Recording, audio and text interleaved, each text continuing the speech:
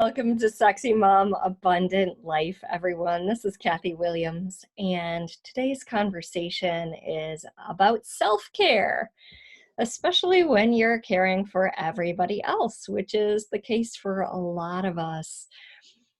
More so now, possibly than ever in our lives, because of forced home time and homeschooling and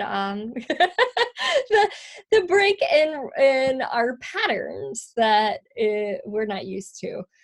So this show will be filled with strategies for not only nurturing others, but also nurturing ourselves simultaneously. Because sometimes we feel like the candle is being burned at both ends when we have so much more added to our plate. So the first thing is, you know what? You don't have to be the most productive person right now. I know it would be nice to be. I know a lot of us have like, oh, I don't have to go here, or I don't have the same possibly workload or commute. So therefore, I'm going to write my book, and I'm also going to, you know, lose 15 pounds, and I'm going to do this and that. And while all these goals and targets are really nice, um, sometimes it's just time for us to have a real break. And so if one of those things feels like it's not added pressure and it feels like, yes, this is a fun thing to go for, by all means, go for it. But just know that you do not have to be the most productive person and write the best-selling novel and develop a six-pack and everything else, right? Learn how to cook souffles and all that stuff. It's just like, let's take an exhale, because the world is such an outward, sort of, if we're thinking of a yin yang, a yang place, outgoing, striving, this and that. And right now, we're being forced to stay in and possibly even go inward. So that said, it's important to set up our environment for success. And before we dive in completely, I was listening to the show intro today, and honestly, I was a bit of a hot mess. I know that that's a common feeling right now. I've heard it from that exact phrase from 2 or 3 friends in the past 2 days, and it's like, what if that's okay? What if it's okay to be that way right now? And what if you're not the only person in it? Other people are in it too, and just that alone can be of help. So I was like, my first mic and headset wasn't very clear, didn't sound loud, and so I was scrambling to untangle the other one to set it up, and just sort of like, the phrase there, but for the grace of God go I, came to mind, and for me that strikes a chord, because in so many ways it's like a lot of times I don't know how stuff gets done. It just does. How do I end up teaching, across the world? It just happens, and so instead of forcing and making things happen, just allowing it to show up, and know that there's a grace that we can kind of soften into and settle into. And we don't always know the why during the time. We don't all know exactly why we're quarantined, except this idea that there's, a super bug that attacks the immune system of 40-year-olds as readily as 80-year-olds. Now, that may or may not be true. But what we do know is that the point of power is in this moment, that what we have control over is how we show up right here, right now, not reacting to what is, but responding to what is. And so we're going to talk about some strategies today to help you respond in calmer ways, especially as you're cooped up with more people than maybe you're used to. And of course, a lot of this is relevant even when we're not in quarantine. So, as always, I would love to hear from you at any point. The best places to reach me are at meetkathywilliams.com. A great place is also Facebook. And if you do send a friend request, please send me a little note as well. Otherwise, you end up in the long list of Henry James and Frank Allen, who request friends, and they're really, just some random dude who I'm not going to become friends with. So send a little note, okay? I would love to hear from you about show ideas or your questions or what's unclear. We all have that from time to time, and it's just nice to make this all relevant to you. So, how do you care for yourself when you don't have a spare minute? All right. As one listener pointed out, like, we're making meals for our kids all day long. There are like 3 meals plus snacks, and the kids are constantly hungry and on the go. So one of the big things is setting ourselves up for success. All right. For me, that means setting up a rhythm that's not a structure, but it's a rhythm. So our rhythm is 25 minutes of work for my kids, age 7 and 10. Now my 10-year-old, he can do a lot more than 25 minutes, but my 7-year-old, we're lucky if we get 25 minutes. So 25 minutes of work followed by 25 minutes of play. Okay. Snacks can be in between, bathroom breaks can be in between, stuff like that. But that we just keep setting the timer, 25 minutes. Okay, now 25 minutes again. And for us, that structured rhythm without being too, oh, you must do reading from 11:15 to 11:40. That doesn't work so well. It's actually, I say, okay, would you like to do reading or grammar or math first? Okay, we're using Khan Academy because it's online. Our school system is not moving forward with teaching. It's doing a lot of review, which for him is a little bit boring. So we're free to participate or not participate. And for us, just Khan Academy, KHAN. If you don't know about it, it's free, it's online. They have stuff for adults and kids, and it's a pretty incredible endeavor. And of course they accept donations and things like that for their very vast curriculum.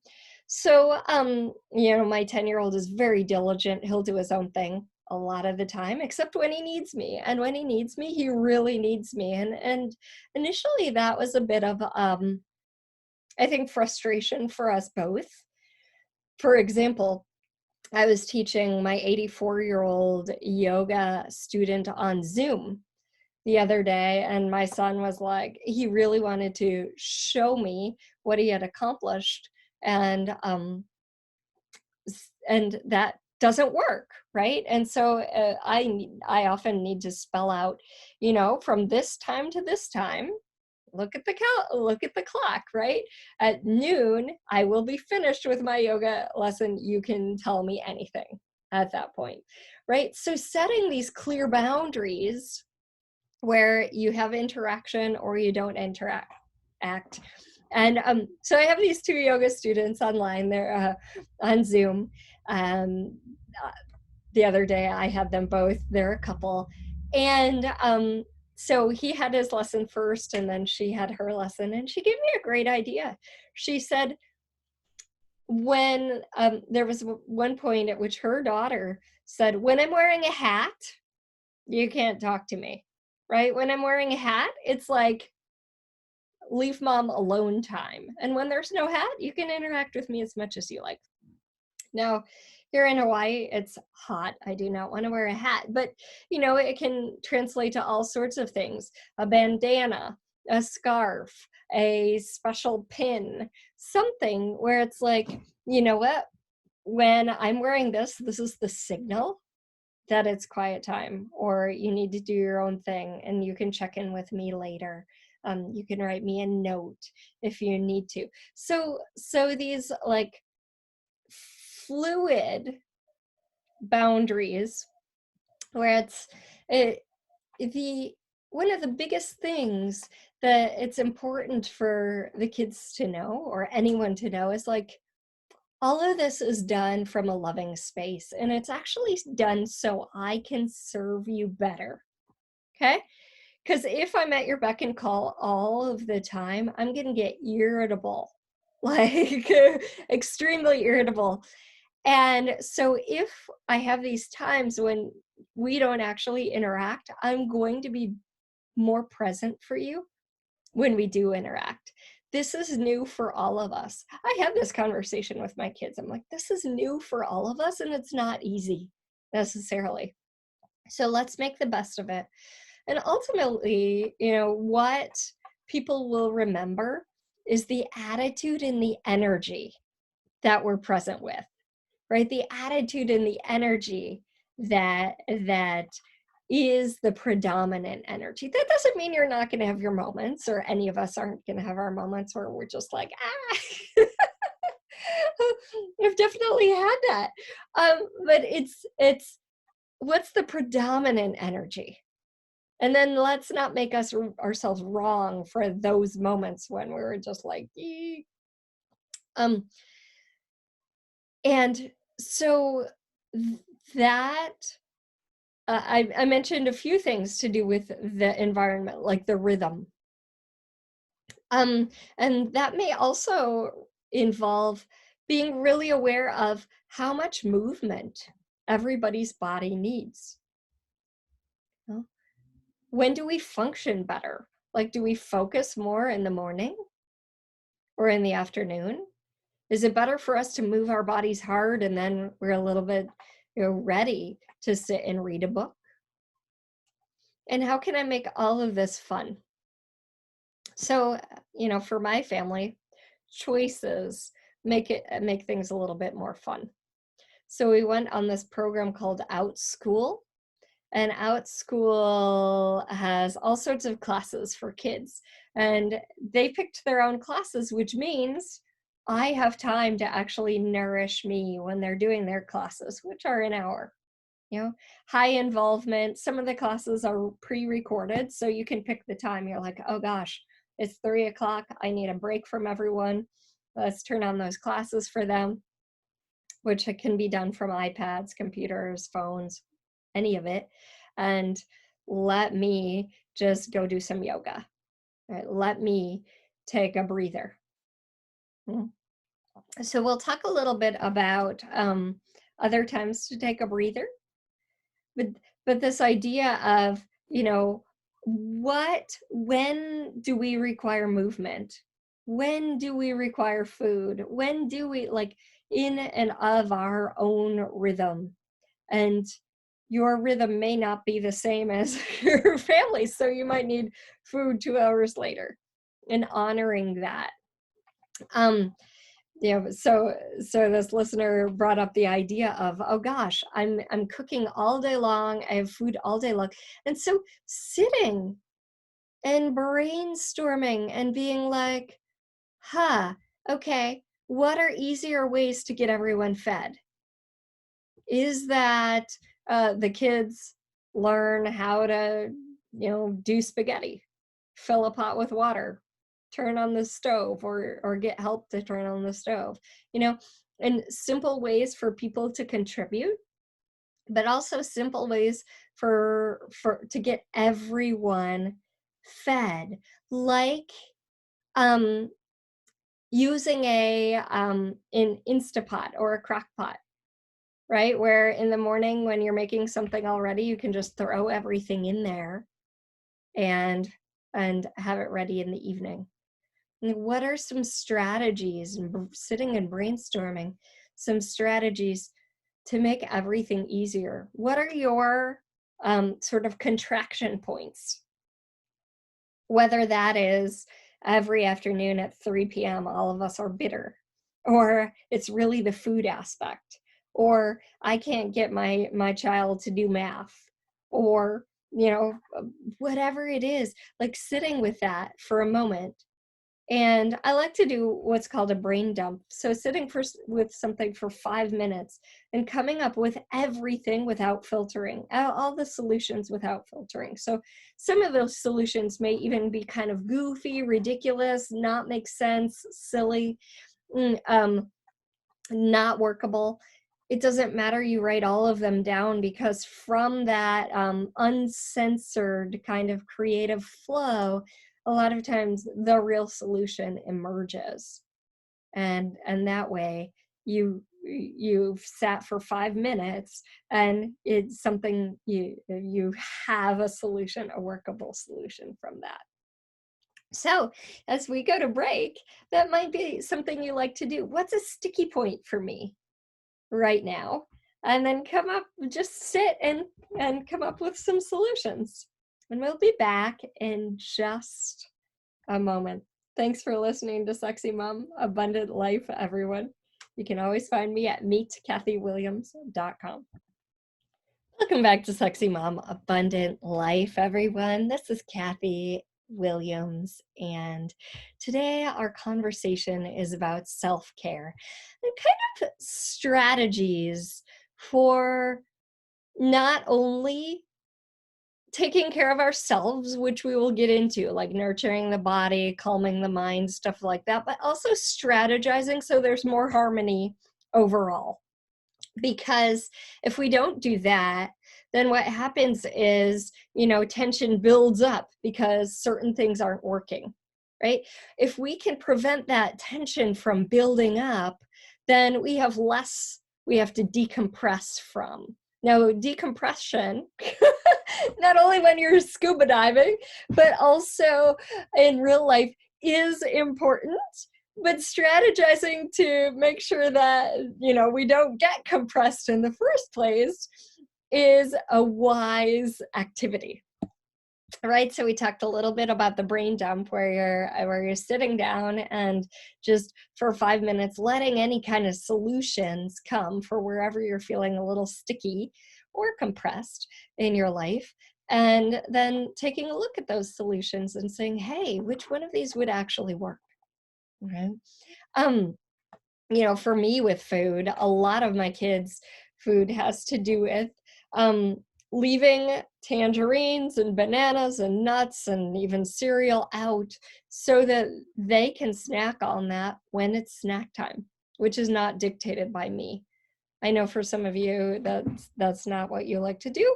You like to have more control over the mealtime and stuff like that. And what if we could let go of some of the control freakness, right?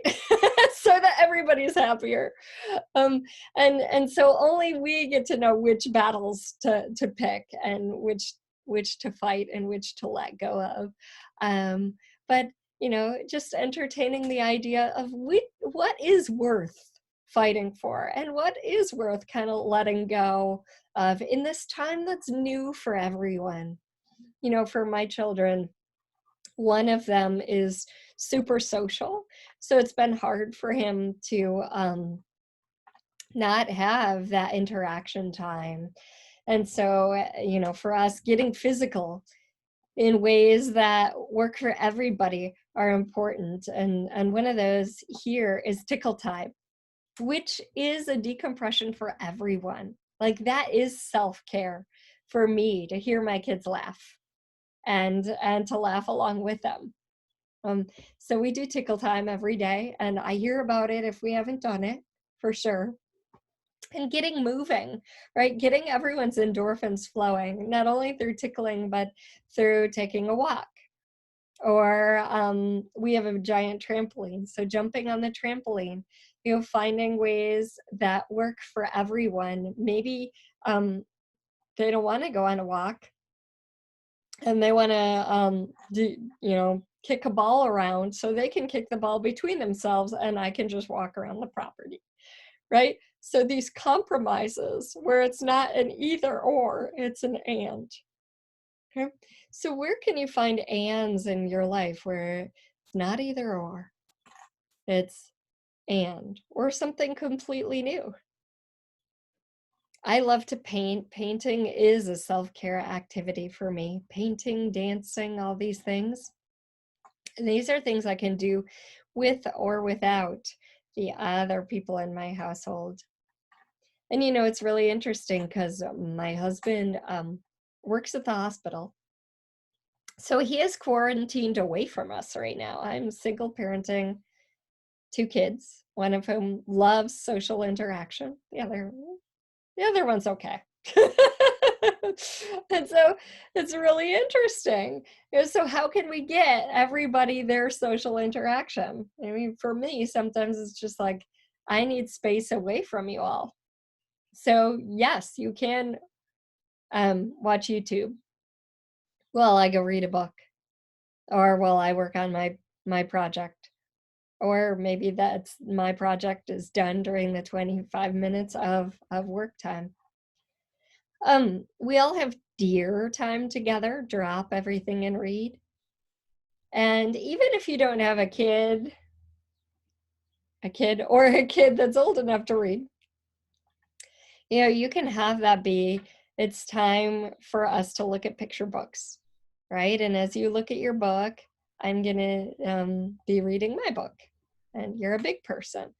It's so even when my kids were little and I felt stressed and strained by having to do all the things, even get them water, I started to be like, you know what? You're big enough to get the water now. So here's a stool and you can get it yourself.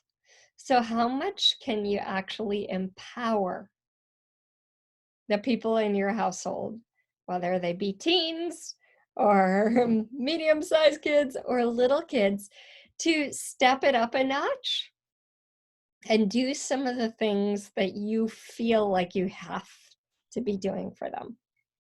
Making dinner. Who says you can't have sandwiches that they make? Or, um, you know, taking things to the mailbox or whatever it is. It's like, how much can we co-create this so that they're empowered and I also get some relief not having to be the person who does all the things. So I talked a little bit about setting the stage, like creating an environment for success, a rhythm, making sure people are fed when they're hungry and actually water. Sometimes we get headaches if we don't have enough water. Also for me, that means an environment that's not too hot. Like self-care for me is making sure the fans are on in whatever room I'm in. Otherwise, I will get irritable and it's not pretty.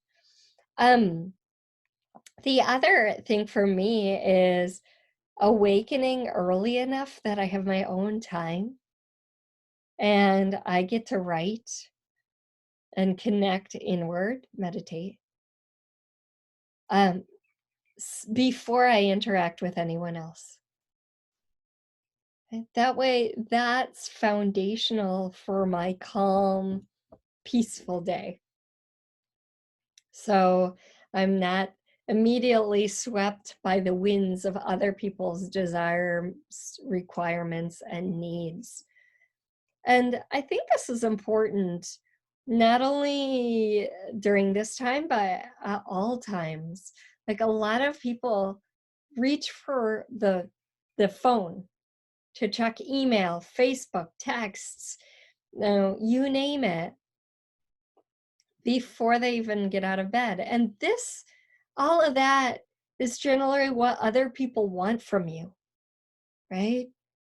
Oh, can I have a session? Or, oh, I need this paper. Or, oh, and they want your attention instead of you really giving your attention to yourself, to spirit, to your own inner wisdom. and to allow whatever, I love to create in the mornings with writing, just to allow things to be pulled out of me, that creative, force to be unobstructed before everyone wakes up and before I'm checking all these external things. So that's a beautiful way of setting the stage and setting the environment for self-care time. And for you, it may not be meditating, it may be, or writing, it may be taking a nice warm bath or doing some exercise or aerobic activity before anybody even gets up, or doing your project that you're moving forward on. Right. And you may say, well, I don't get enough sleep as it is. It's very interesting, our projections and expectations of how much sleep we need. I was talking with a friend this morning who said, you know what? It's so odd. If I get like 5 hours of sleep, I am energized and ready to go. But if I get 8 or more hours of sleep, I feel groggy and I could be in bed all day long. And in fact, that friend works from bed a lot, like doing computer stuff in bed. So it's like, what is your environment as well? What is a caring, nurturing environment for you, um, to work from? And that might be, like for me, the back porch where there are the birds and a breeze and the wind chimes, or it might be bed or the kitchen table. Um, Whatever it is, making sure that it has all the qualities that you need, like air circulation, maybe some beautiful music, calming music or energizing music, being free from distraction. My mom used to have this sign built for like properties, keep out signs, except it said private. And when she wanted private time, she would stick that sign on her door. And that was our signal. We could not disturb her. You could have a little hotel a room card that says, do not disturb, right? And just making the clear boundaries of like, this is what I need. For a lot of us, we're really feeling it physically now, feeling a little bit more sleepy. And you may like to honor that, even if your kids don't that much, right? I'm still resting. Or you may like to,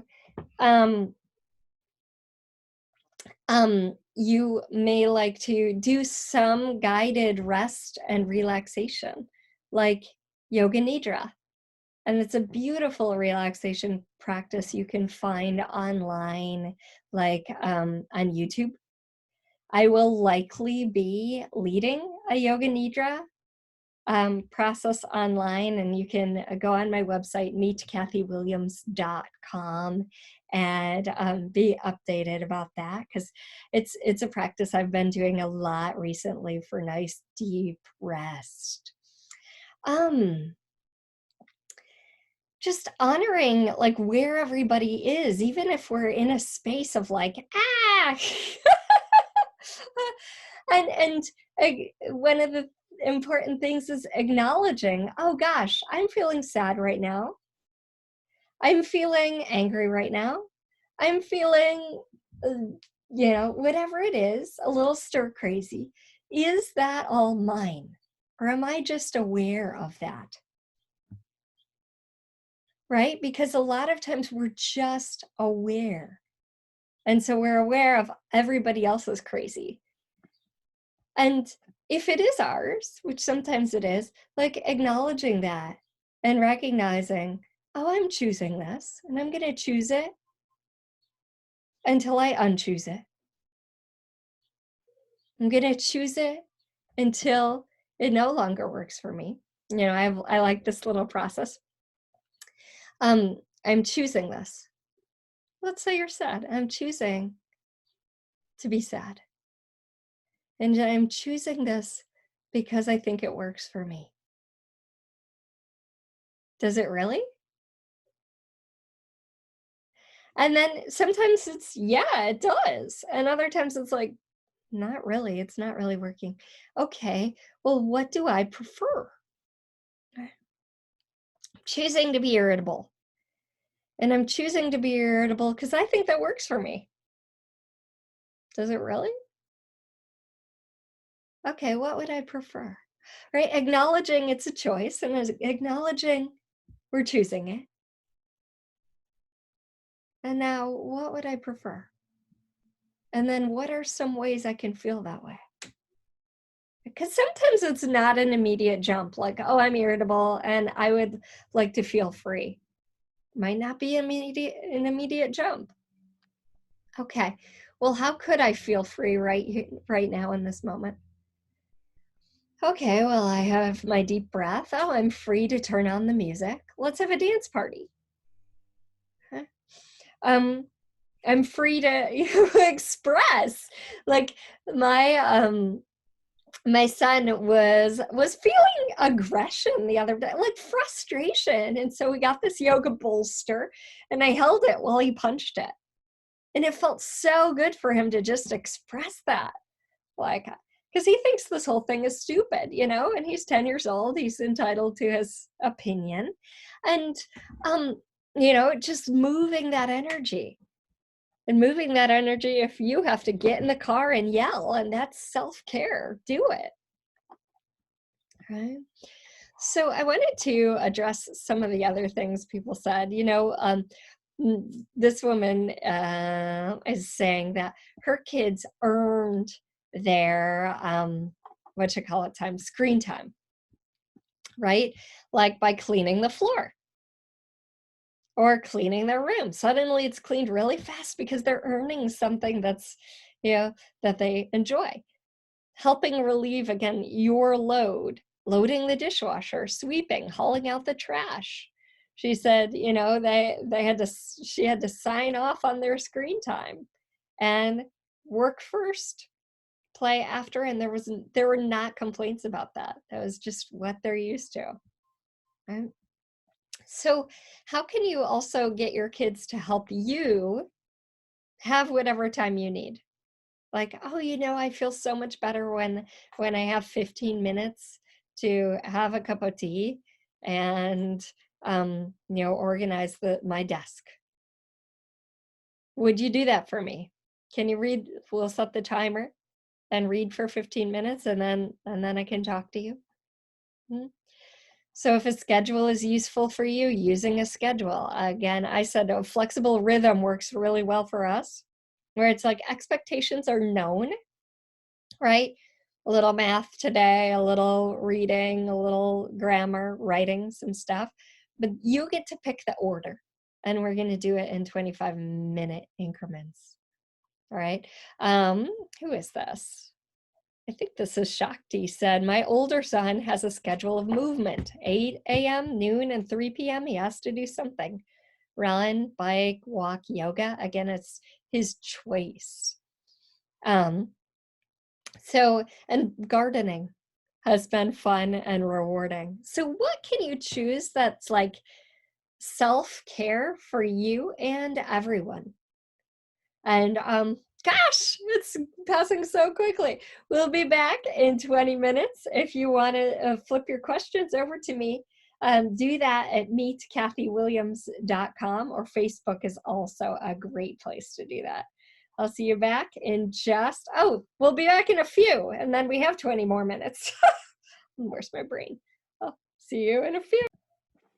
Hey everybody, it's Kathy, and this is Sexy Mom Abundant Life, and we are talking today about self-care, particularly in this time of like togetherness, kind of forced togetherness when we're with people, the same people, a lot of the time, and we don't get to interact face to face with so many other people.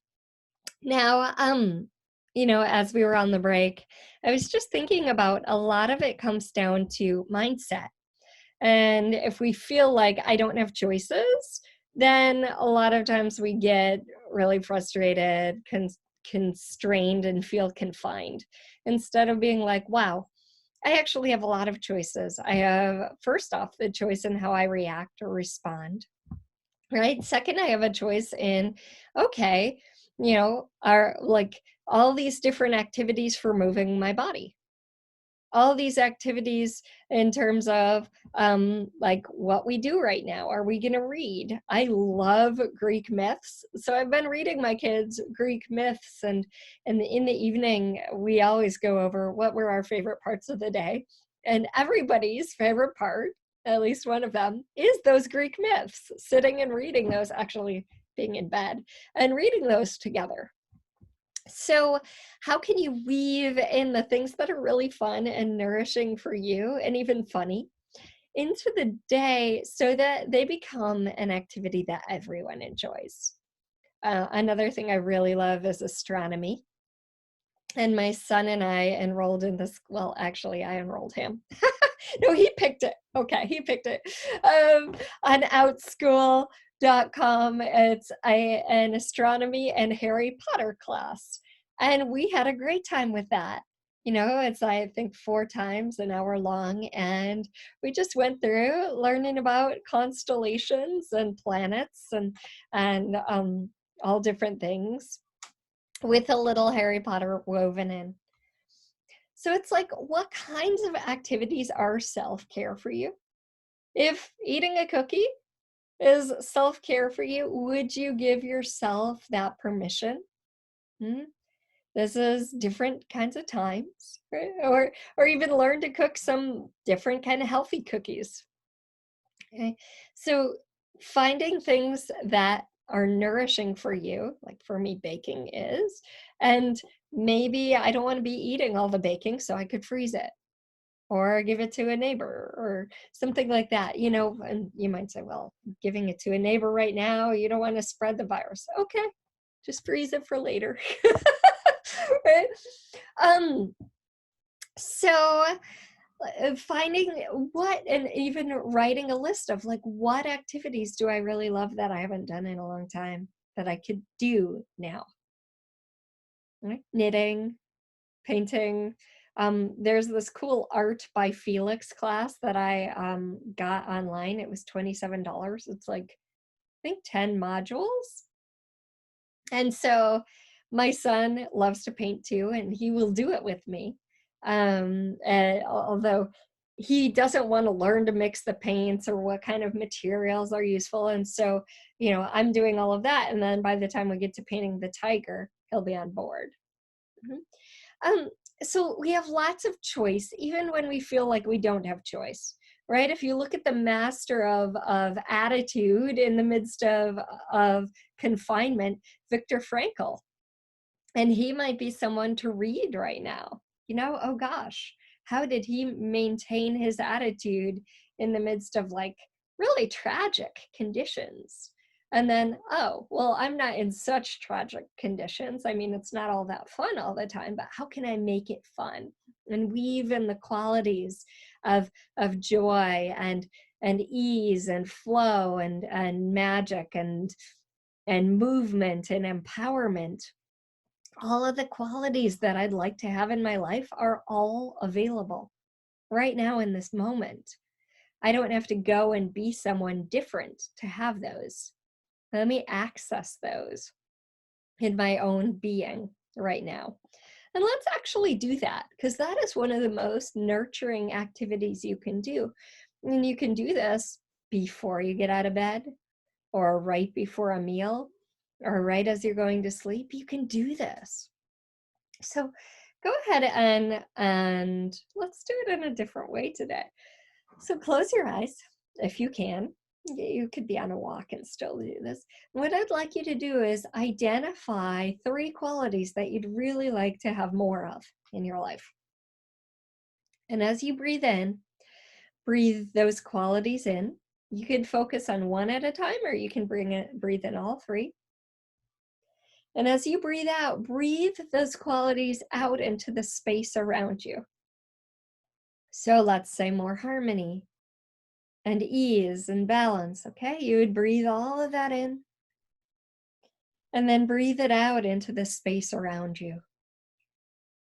And as you breathe it in, sense it permeating not only your lungs and your belly and your heart, but all down your arms, your brain, the muscles that express your personality. So the eyes, the cheeks, all of it. Breathe in. And when you breathe it out, you're breathing it out to anybody and anything else that would also like more of those qualities. All the beings that would like that. All right, so you're expanding all of those on planet Earth. Receiving and releasing.